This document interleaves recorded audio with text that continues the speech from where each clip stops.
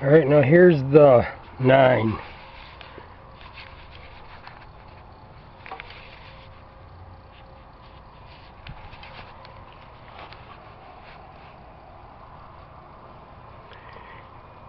You see I got white Teflon on that. Make sure that you don't put the Teflon tape on past the threads. Keep it on this side of the threads, way up in here, and make it thicker. This way when you screw it in, you're not going to have Teflon tape on the inside where it's going to be gas and everything's going to be washing over it. But I went completely through this thing. Man, this thing took a minute to redo. There was gunk inside of this bowl too, on the float as well. But anyways,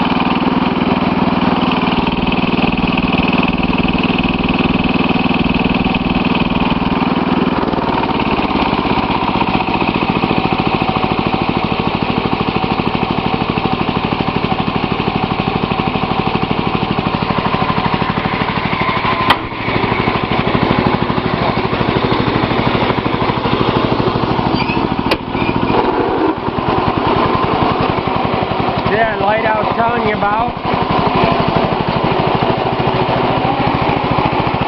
I gotta have it like about there on the throttle so it charges.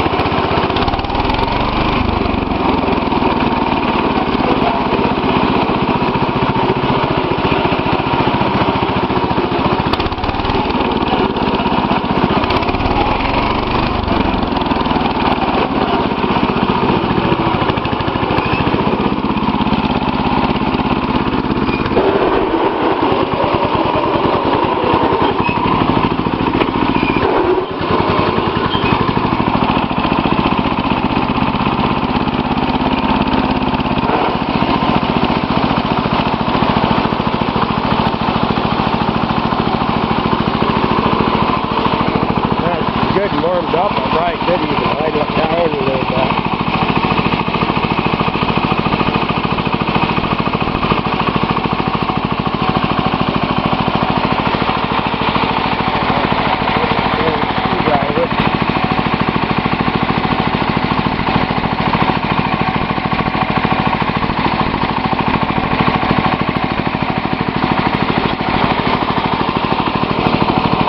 Anyways,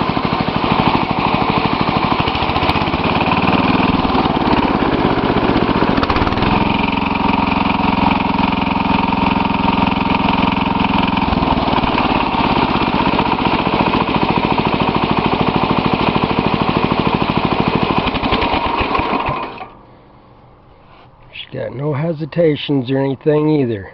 No surgeon or whatever. I just think maybe you got to watch having this screw out right down there. Having this out too far. This bottom screw, you can't really see it because it's starting to already get dark. It's like 7 o'clock right now. That screw right there. Yeah, it's too damn hard to see because I ain't got no light out here. Yeah. But because these ain't supposed to go past the 3,600 RPMs. But anyways, you can see, and there's no leaks or anything. Yeah, that looks like I got a little drip right there, though. I have to make sure that plunger. Oh wow, I might have bumped that too earlier when I was adjusting it. Can't really see anything. Yeah, because I don't see nothing else coming out of it. It's kind of hard not to bump them damn things when you start adjusting the high. But it looks like it's good to go. Yeah, like I said, keep the Permatex away from these dang carbs.